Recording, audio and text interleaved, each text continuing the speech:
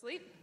And with that, I'd like to introduce to you Hondo Geurts, the Assistant Secretary of the Navy for Research, Development, and Acquisition.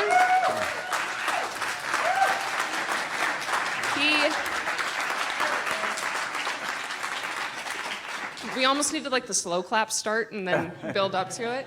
But he is married to his high school sweetheart, has two children, and also was an Air Force officer before he decided to go over to the Navy. So he learned all of his skill and charm and other important things that you need in life from the Air Force. And then he went on to SOCOM and really started a lot of this revolution that we've seen across the acquisition space. And with that, I will turn it over to the man, the myth, the legend. Awesome.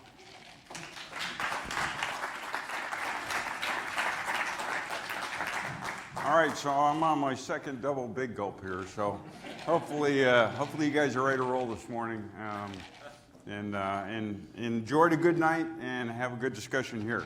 Hey, I don't have a huge hour TED Talk. I can do that if you want. It'll be kind of boring to me, probably boring for you. I'd much rather kind of have a discussion, dialogue, kind of go wherever you want to go.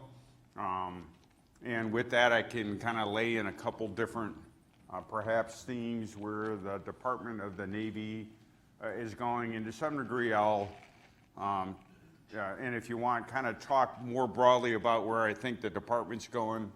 Will Roper, Bruce Jetty, and I think are fairly aligned, each have our strengths and areas of emphasis and weaknesses. But if you look at kind of the three of us, I think we're kind of trying to help enable the change, not kind of be the change, more enable it.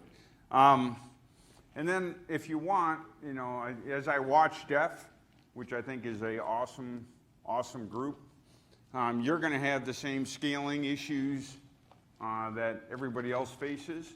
You're going to have the same challenges of, it's cool to be the small insurgent group. Now, how do you actually get something done, right, that we all face?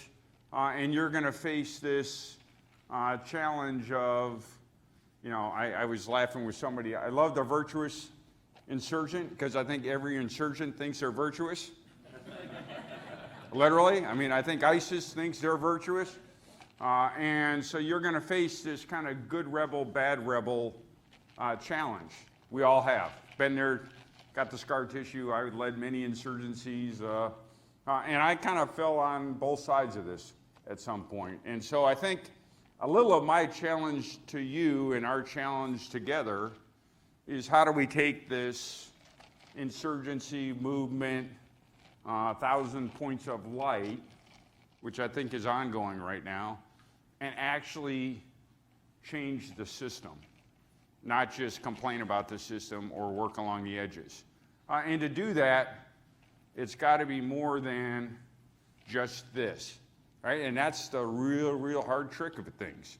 I mean, I'm hoping as you guys go through the next couple days here and hear, awesome folks doing awesome stuff around the department, we ought to think about it. We ought to have a conversation. If you want to have that this morning, I think that would be an awesome conversation. Because otherwise, big organizations are like a piece of plastic. You can apply some management heat, you can apply some insurgency. They'll kind of bend and they'll move around and they'll do the same thing but call it something different, right? It used to be everything had to be counterterrorism, then it had to be innovation, now it has to be agility or whatever. As soon as that heat goes away, boy, that organization will snap back unless you get a fundamental change at the molecular level, right? And I think we need a fundamental change at the molecular level for us to compete, right? And it can't just be kind of on the mark. You need all that. You need this energy. You need insurgency. You need that. But how do we transform from a number of well-intentioned, thoughtful, and energetic insurgencies into an actual transformational change? Now, good news is I'm old enough to remember when big departments used to know how to do this. So I do not, in fact, the only reason I'm in this job is because a certain secretary challenged me and said, Hondo, I've heard you say, you can innovate at scale. You've done it at SOCOM. Now prove it. I'm like, You know, I love Tampa. I was in the best acquisition job in a lot. You know, I promised my wife we'd never move again, and she could make friends, and we could settle down. And I'm like, oh, now we're going again. Because I do believe we have to change at the molecular level, right? We have to change at the molecular level. And the real trick is, right, there's a couple of good books. One's I think Adam Grant's The Originals, right? If here's the spectrum, right, of, you know, bureaucrats and slow or whatever, or, you know, kind of today, and here's where you're trying to get to tomorrow, the real change, or in the real challenge, you see some of this, right, is if you put, I don't know where you put DEF on here, right? If this is your level of insurgency or level of zealotness, right? There's an old stem of Christalism. You're either a zealot or a martyr, right? And you got to be a little careful, though, because if you're, let's just say this is DEF, let's say this is DIU, let's say this is naval innovation or whatever, and you'll see some of this. What will happen if you're not really careful, more fighting will go on between these two units, and this is organization Y, right? And I think there's like 50 innovation organizations, and then everybody will be starting to compete on who's the coolest innovation organization and who's the most radical and who's the most, right? And then the folks who are living kind of in this side saying, hey, I love that radicalness, but we actually got to get something done, or I actually have to live with law that I can't change right away or something. And then these groups here will fight more and start cutting each other down. And there'll be more aggression and competition and kind of I'll push up by pushing you down occurring here than on the bureaucracy you're actually trying to change, right? And if you're not careful, the bureaucracy loves this, right? Status quo loves this because you waste all your energy. DIU, they're the really cool people. You're only the half cool people because you're not in Silicon Valley. And I know you're not as cool as Joe Bag of Donuts somewhere because they're really radical. And suddenly you start all this competition, right? Everybody kind of becomes the bad rebel, right? They start complaining. We start wasting all the energy, right, in this bad rebel thing. And we're the rule breakers and we're the virtuous insurgents and we're all this. Bureaucracy loves it because all you're doing is wasting calories. Right? All you're doing is cutting each other down. And then eventually you run out of energy or the world changes and you run out of having leadership in the right spots. And then guess what? We're right back where we were 5 years ago. And so I think our collective challenge, right, is how do we overcome this? So we know it. You can see it. Right? I think in the originals they talk about the suffrage movement and women's voting.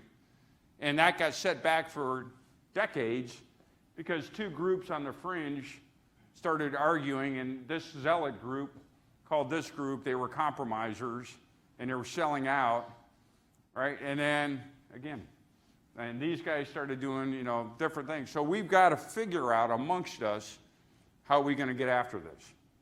Right? That's my challenge to all of us, right? Is how do we stay on this side of the chart, right? Because, hey, there's some places where the big bureaucracy you actually want, right? Okay, I'm in charge of building nuclear submarines. That is probably not the area I want to be taking a lot of risk, right, and doing hackathons and all this other stuff, right? There may be elements. I may want to do a hackathon to find a vulnerability, right? So where I'm spending a lot of my time is how to enable you guys on this side of the ledger, empower you, enable you, give you top cover, leverage you, right? While preparing this side of the ledger to accept you and leverage you and empower you. Because ultimately, all right, there you go, my Palm Pilot here. I'll have a purple hand by the time I'm done with today. Ultimately, right, we've got to figure out, I'm good, it's easy. I'm good. Oh, a shocker, here we go. Process improvement as we speak. Ultimately, there's a,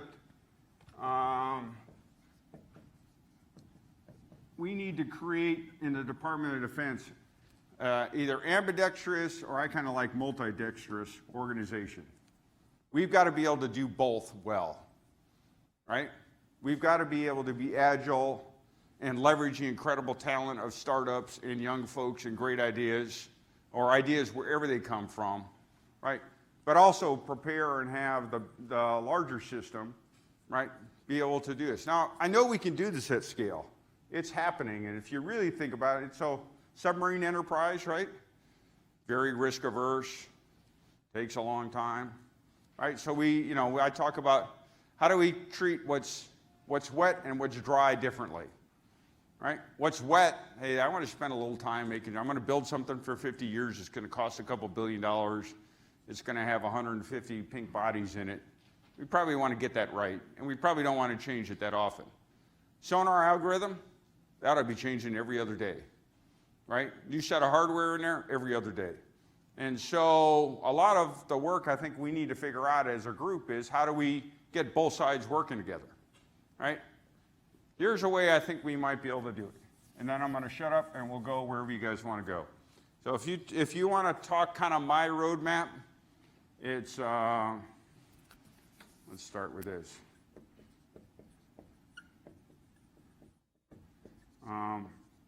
First is vision the possible futures, right? So, and I put futures in parentheses because I don't believe anybody can predict the future worth a darn, right? And we can waste a lot of energy trying to fight with each other whose version of the future is better. And we're all going to be wrong. I just don't want to be really wrong. I won't be right. I just don't want to be really, really wrong. And things like DEF and understanding new ideas and enabling all that new technology starts opening the aperture of the Borg, right? Because the Borg will be self-reinforced to fight last year's war, right? And so there's a tremendous ability for us to think about how do we vision new technology to solve old problems, old technology used in a new way to solve new problems, new technology to solve new problems or enable new things, right? Second piece is really think about building scalable platforms. And platforms in this regard is not things. It could be things, but DEF could be a platform, right? So kind of the machine platform crowd kind of book. Naval X is a platform to connect folks up. DIU could be a platform to tie into a different organization. Kessel Run can be so you can think of platforms both as things, hey, I want to build a submarine with an architecture with digital twins that I can update every 18 months, or you can think of organizations like this. And then the last is, I'd say, boldly and relentlessly, big words for this morning, experiment. And while I think we as a group are doing okay on technical experimentation, we are failing miserably on operational experimentation and figuring out new ways to fight or new ways to deal with fighting and preparing folks to fight in different ways. So if you think of this as a framework, there's a whole bunch of do acquisition smarter. There's a whole bunch of don't waste calories on low calorie things. But I think if you start thinking about, even if you think of DEF in this world, right? Hey, this is a scalable platform to bring a voice of ideas and share and blah, blah, blah, blah, blah. When Chubbs talks about Naval X, I think one of the things he'll talk about Naval X as a platform. We don't need another innovation center to 3D print something. We got a bazillion of those. We need scalable platforms so if Sailor has a problem, they can find a solution, or if we have a solution, it can find its home, right? And then this is really the area, as a department, I think we need to get after. That's kind of where I'm taking the Department of the Navy. My guess is if I had Will here or Bruce Jetty here, they may not call it the same, but I think in their actions, they're doing a very similar kind of thing within the department. That's where I think we have opportunity. Now, great to put on a whiteboard. I've got $110 billion a year with 260,000 contracts and 130,000 government people, right? Scaling that and getting that at speed is a wonderful challenge. So I'm going to leave it kind of at that with maybe these two things as our starting out talking point. And where you guys want to go? Or we can go get more coffee if you're all hungover. I'm good with that too. Gina, shocker that you were the first question. Yeah. Sir, thank you for being here today. My question is, the Secretary Espers has carried over the night court. Do you think the Navy can win the battle to deallocate non-relevant PORs? Yeah, I think so. Everybody know what night court kind of is? So night court theoretically, right, is, for the department looking at what are we doing, is what we're doing making sense. I think there is an element of value looking at everything we're doing to make sure it makes sense. My guess is everything we're doing makes sense to somebody. Does it make sense to all? Where I worry about is it's not going to get at the insidious waste. All right, it's not going to get at, so I think it's necessary but not sufficient. And I think where we've got a challenge is where do we have the insidious waste in a system? So, because, we talk about risk aversion department, we can go on a whole bender on that if you want. The challenge in a big bureaucracy is if we're making the easy hard, then we don't have the resources left to actually get the hard work done. Right, so if we're taking 2 years to award a SBIR, right, Small Business Innovative Research stuff, that's pulling resources away on both sides, on the customer and on the supplier, from spending money doing really hard stuff like making a nuclear-powered submarine or inventing the next combat aircraft or something else like that. So where I think night court's good, I think we know how to eliminate programs if we want. The challenge is changing at the molecular level, because we'll get rid of a program and we'll do the same thing and just call it something else and think we've changed, right? A fairly interesting, I think, statistic is about 70% of people think they have changed before they actually have. I mean, they firmly believe they have changed. They call it, okay, innovation is a cool thing, so now I'm going to do what I used to do and I'm going to call it an innovation. I'm going to think more innovatively, so I'm more innovative, right? But they haven't actually changed yet, right? And so I'm a little worried if we don't continue to press at the molecular change. Yeah, we'll kill some programs and we'll start some programs, but nothing will change, right? And so one of the things I'm trying to do in the department is get rid of stupid, right?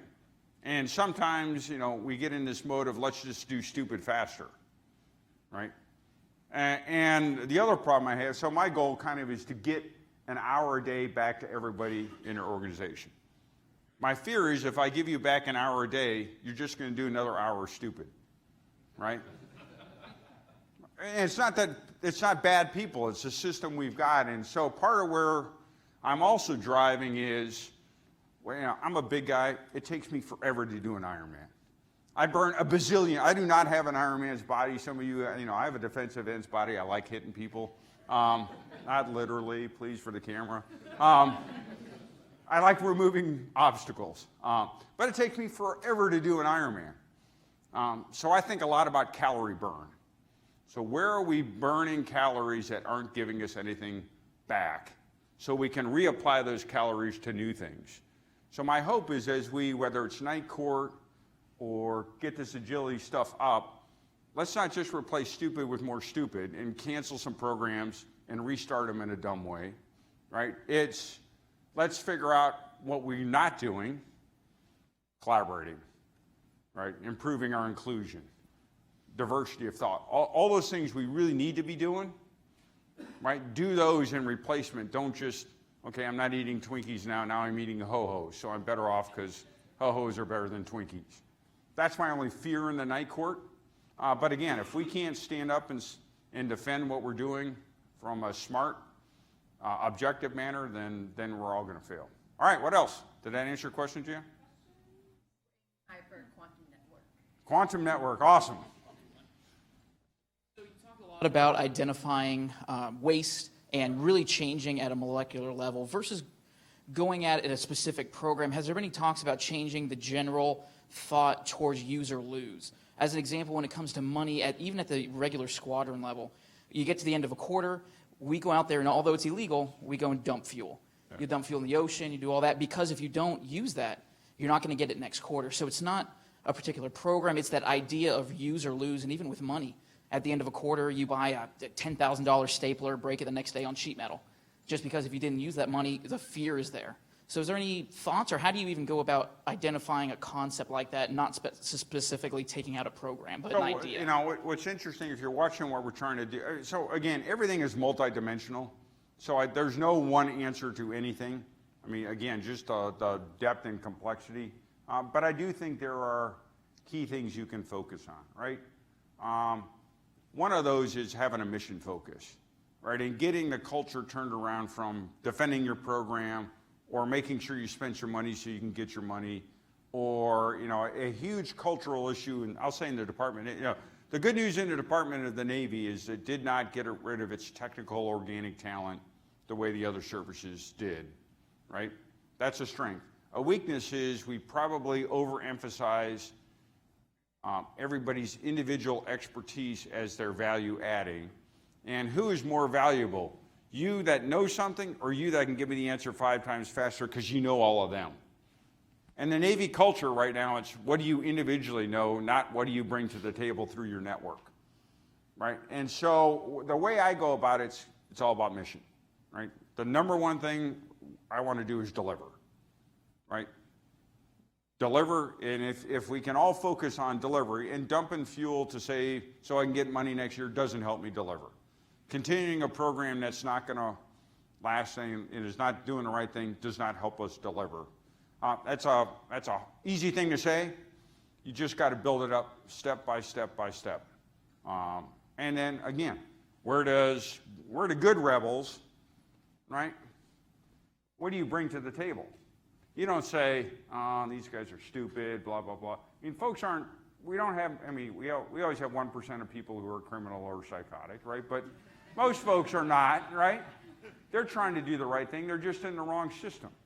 So if you've seen what we've done kind of in Hornet readiness, where, you know, we bought 100 airplanes, or we doubled the size of the fleet and had no more operational airplanes, right? Most of that was not money infusing, it was going after fundamental processes, problems. Hey, why are we doing a 180-day check every 100, you know, that takes 4 months, if we can get span out, right? But it started to become mission focused. Our mission is to get 341 jets on the runway. Our mission wasn't to prove who was stupid, all right? Our mission was, hey, we're passionate about flying and getting us ready for war. It wasn't, hey, you know, DLA sucks, right? That's the way I think, again, when you're that kind of, and all you guys are rebels. I mean, you wouldn't be sitting here on a Saturday morning, right, if you weren't rebels. I like rebels a little more than insurgents, because I always want rebels around, and, you know, insurgents can be, I'm just kidding. But I think you really do have, and it's all of us, right? I mean, I've lived on that many times. You get frustrated, and it's really easy to push yourself up by pushing everybody else down, right? Hey, we're cool because we're faster than those dumb program office people. No, they're just in a different, and they may be doing something completely different. Mission focus. If you ground yourself in a mission, that was the secret at SOCOM. It wasn't that our acquisition was any faster. It wasn't that I actually have less authorities than I have now. It was a brutal focus on the mission, right? The day I got in there, I was ran a second 06 command. I go into headquarters and I got this little, it was like a crappy closet office. They're like, I didn't think I was in the Pentagon. I was, you know, Tampa. I should have a, you know, decent office. I walk in, I'm like, hey, you know, it's cool. It doesn't matter to me, but is this the best spaces we need? He goes, no, we put all our money downrange. Right? Our focus is downrange. Now, they're a lot less comfortable than us. Now, don't worry about your chair. We need to put money downrange.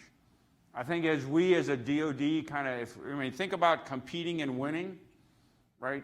If you really think about being on the best team you've ever been, and where you're a team, It's not about you spending your money so you don't have it, right? It's how do we work? So that competition is really, really, I think, a useful way to think about that. I tell everybody, anybody think we have, you know, more work than or less work than we have people? No. I mean, we got a lot to do. We're just spending our calories in the wrong way, right? All right, what else? Sir, changes to defense acquisition programs I'm Hondo, by the way. No, sir. It's Saturday morning. Yeah. changes to defense acquisition programs are typically a concern for Congress and throughout the antibodies. So what is the DoD or the Department of the Navy doing to communicate the need for that ambidextrous quality versus the all bureaucratic or all rebellious in innovation? Yeah, again, I think I get this question all the time. You know, what does Congress need to do? Most of our barriers, like 99.98% of them, are self-inflicted and culturally reinforced, right? I mean, I know folks love middle tier acquisition kind of buzzword. There's nothing in middle tier acquisition I can't do today under regular acquisition, right? And so some of it is getting us out of victim mode, right? And I kind of have what I tell folks, and Chubb's probably heard it, you know, before you complain up, look down, right? So before you say, hey, I need you to give me the, have we really wrung out every single element, or are we just blaming Congress for it? I think there's certainly things there they can enable for us, right? But I don't think most of our problems, again, I know it, because you know, everything we did at SOCOM was under the same rules everybody else was living under. It was a mission focus. Go ahead. What I mean by that, sir,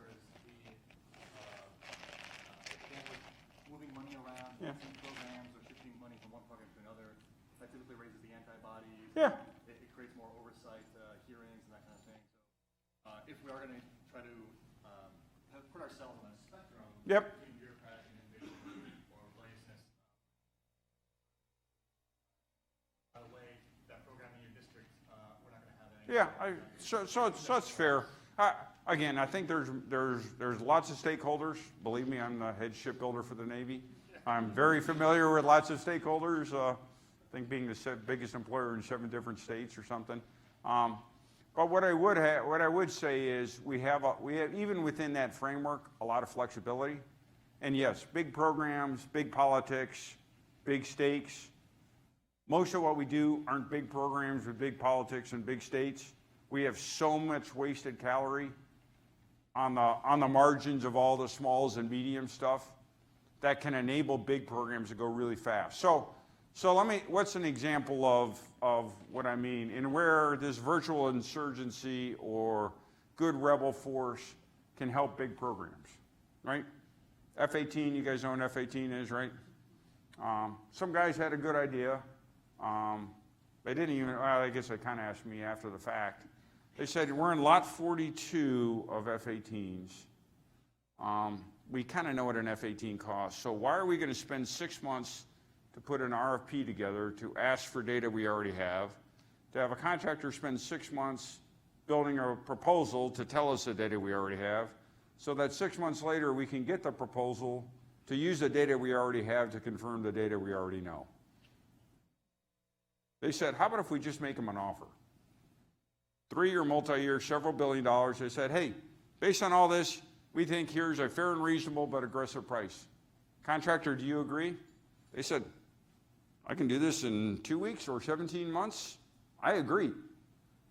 We cut out 17 months, $10 million probably of bid and proposal money, 17 months of program time, and made that big program faster because of a aggressive idea by somebody like folks sitting in this audience. I didn't need Congress for that. It didn't offend any stakeholders. It gave us great flexibility. That $10 million now Boeing can go use it to go create some new IR&D product. We can use the program office manpower. So before I kind of go after the, hey, I want ultimate flexibility to move things around at will, which we'll never get because they're defending the taxpayer, let's just figure out all the stuff we need to do. What is the fastest, most effective way we can do it? And my guess, all the bandwidth we'll get from that will enable us to have most of the flexibility we need, right? I think that is a better strategy than just give me ultimate flexibility and trust that I'll do the right thing. Because the DoD is spending a lot of money, right? And so I don't want to waste my calories chasing that until I've proven to myself we have wrung out all the agility, flexibility, and ideas we already have sitting that I don't need their help for. Did that answer your question? Are we communicating a good news story to Congress? Not with bad news or cost overruns, et cetera, but are we communicating? Yeah, I mean, I think there's always room to communicate better. I usually like to do it through the eyes of my customers or warfighters, right? And when they're happy and they're telling the story, then I know I've won, right? All right, what else? Yep. Josh Cranford. I'm active duty still on LPD-19.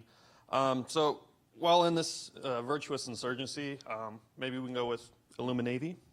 Just floating the idea. Working title. Yeah. I don't personally know anyone who got anything accomplished without some level of perceived insubordination. Yeah. So my question is, how do we mainstream that to where you have a virtuous insurgent or an Illuminavy guy in your unit, and that guy says, oh, I have a great idea, guy or gal, sorry. And then the frozen middle looks at that and says, yeah, they're going to get it done eventually anyway, so I might as well look good instead of getting their way. Yeah. So I think it's a great question. So don't get me, or don't confuse what I'm saying about the absolute criticality that we have this and have this in 100 times more than we have it right now. All right? So if that's what I'm saying, I'm just saying the biggest way to kill scaling what we have now is a real or perception that us in the insurgency are sitting in this, because then it's easy to kill. Hey, you're just a complainer. Hey, you aren't, and so there's a great example. I saw Air Force guy, went to a DAU class. Matt's a good guy. Was completely unsatisfied about the DAU class and said, hey, you're teaching me old school. I want to learn new school. I think I'm going to walk out and leave. All right? And put it all on LinkedIn. And, okay, he was operating in this thing. To Matt's credit, he said, wow, a better answer would be, hey, I'm a smart guy. I'm really a believer in this alternate acquisition stuff. I've got some experience. How about I put a course together, and I'm going to lead that course to teach people what I know to augment that capability. Well, now he's actually added to the machine, right, and has done it in a way that again, so I'm not saying, the wheels of friction don't turn, or wheels of progress don't turn without some friction, right? So I'm not saying, culturally we've got to get much better at being inclusive to a much wider, diverse set of thought, right? What I'm saying is, always challenge yourselves. We ought to always challenge ourselves. Am I doing it in a way that's helping, or am I doing it in a way that's actually making things worse, right? That's kind of where I'm trying to get to. We as a culture have to get back to always asking ourselves hard questions, always experimenting, always being bold as a way of doing work, right? We have to get there.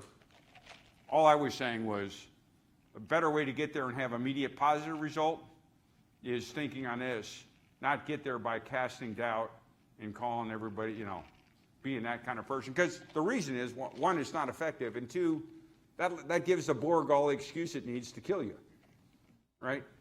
That's where I was kind of coming from. Because when you can start doing it, then it starts building on itself. You start building momentum. And where I'm trying to get to with, how do we fix the frozen middle? Okay, when I can take out an hour or two of stupid frozen middle, right? Because they're not bad folks. We've all been there. When you're an 05 or an 06 or that, you have to get a mission done. And if you're not careful, these things can look like they're taking your time away from getting the mission you're getting rated done. If we can free up stupid from that and then replace it with, okay, instead of spending another hour making charts for a useless review to me, spend that hour talking to your insurgents and coming up with a new way of doing something. Or ship captain, instead of wasting your time on a low-value training ad. Let's replace that with experimenting with what your JOs are coming up with. Then you can get both, right? That's kind of where I'm trying to get to. Easy to say, hard to do across the board. All right, what else? More questions. One more, that's it? Shocker, it's coming from you, Jim. Looks like I get to be the closing question, so I'll make this good and short or long, wherever we end up here on this question. So, you've talked about people who are good people in bad systems. And we spent billions of dollars investing in training these people within these systems to act in a certain way. And even though they're good people, they've been trained and conditioned to act in a certain way. And when we go back to these organizations and say, we've invested so much money and time and resources and people in you, and you're our people, and we need you to deliver this thing that you haven't been trained for, and that deliver something else, what we see sometimes is that we go and we get exactly the same thing back. Yep. Things like DIU or Naval X or AFWorks, where they're popping out and are kind of doing that Clay Christensen error-based dilemma solution, where you spin something out and you re-adopt it. So the question is, how do we deliver that change that we so desire with the resources that we've invested in? And how do we make that happen now versus 20 years from now? Yeah, awesome question. So my way of, I think you guys got some panels coming up. When I came to the Navy, what the Navy didn't need was another innovation center, right? Navy, to its strength, has warfare centers. It's got a lot of organic talent. It didn't need another hobby shop. At SOCOM, I did it for a different reason, to really challenge our own assumptions. The problem I have, or the opportunity I see is, back to this, do I reward somebody for inventing it, or for my best form of R&D, rip off and deploying it, right? And the culture in the Navy right now is, I value you because you invented it. I don't value that as much as her because she had a relationship to get it. So the whole idea of Naval X is to get out of this dilemma. I've got a fixed force, I've got to get to here.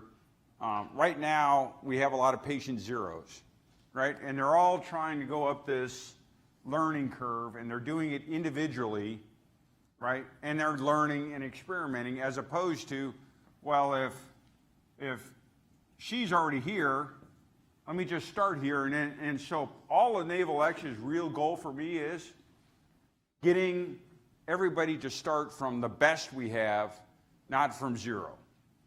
And so that's my way of accelerating at scale this. And so what you guys are doing in DEF is awesome, because even at your own level, you're leveling so you can figure out the best practice to start from. And then your emissaries, to go back to whatever organization or company you're at, to say, hey, you guys are comfortable with, I don't need to be the expert, I just need to know the experts, right? The rest of the organization isn't, so you've got to demonstrate the value of that to the organization. What am I doing to help that? A couple different things, right? First, reportable for all my direct reports, right? 2-star Navy admirals, 3-star Navy admirals. They have to have their first major initiative has got to be something, the first thing I rate them on is something that they have to have on a major initiative that's got at least a 50% chance of failing.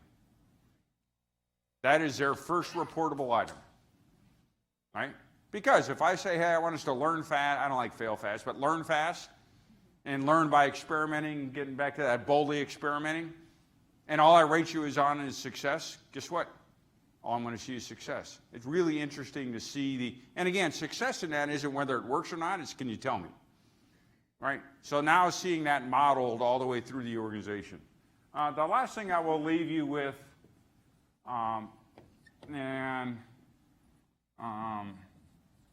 the two most important words I've found, and again, I'm not sure, somebody may have already done this somewhere, so if it's written in a book I just haven't read, that's highly likely.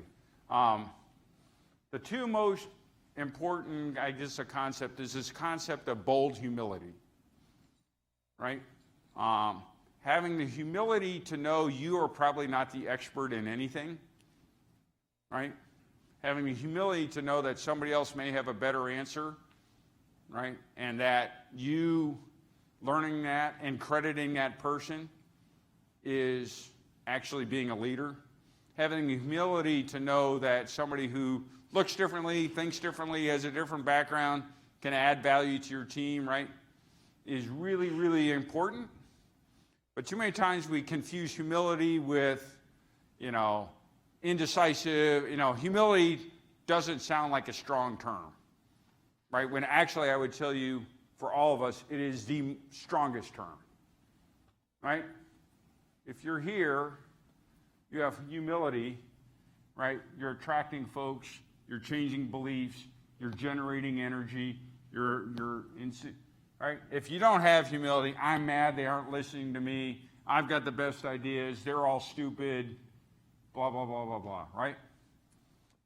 The trick is, it's not enough, right? Because if you aren't also bold in action, at the personal level, taking risks personally, putting yourself out there personally, putting your reputation on the line every day, ex-Air Force guy turned SOCOM guy, now in charge of shipbuilding, something I've never done, right?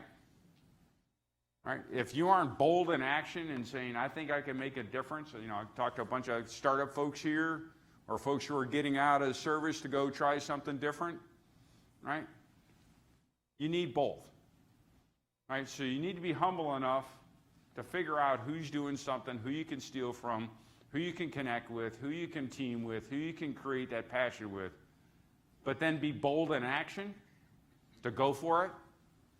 But then when you go for it, be humble and know you probably didn't get it right, and so you got to adjust your plan, right? So you don't want to be that guy, here's the plan, no matter what, when you run it 6 feet underground, right? I would just leave you with that as a concept.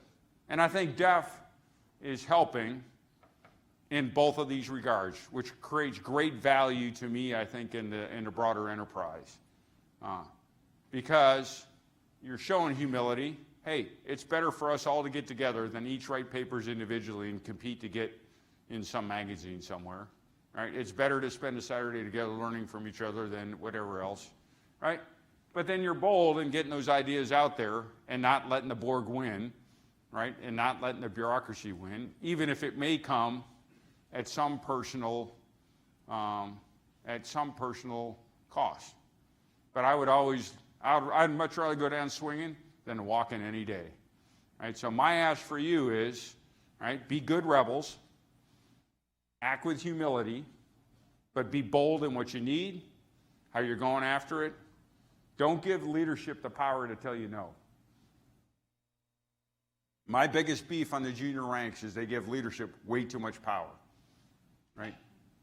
And because, quite frankly, you are much more effective at change than I am. All I can do is create the conditions and help create the conditions. But if you guys aren't humble and bold in charging, I don't, even if I work 24 hours a day, I don't have the touch, bandwidth, impact, and certainly not the intellect, right, to make the changes we need to do. All I can do is try and create this as a cultural norm, right? Big guy, big neck, like to hit people, right? I'll make the hole. Tell me who to hit. Tell me where we need a hole, right? But this requires two things, right? You got to tell me who to hit, and you got to be ready to run, right? Because these holes don't stay open long, right? And Borg is always trying to, bureaucracy is an incredibly resilient machine for lots of good reasons, right? And that's where I think this teaming of bold, humble, but aggressive at both levels can help us bridge all the way through. And then over time, the folks in the executing layer, I don't like the frozen middle, they're the executing layer, right? They're the responsible layer, not bad people. They just got to get a job done every day. They got to make their numbers, or they got to get on deployment, whatever they need to do. Then as we free up stupid, then those ideas can leak in, and then positive examples can flow. All right. Anything else? Good? Thank you very All right, much. awesome.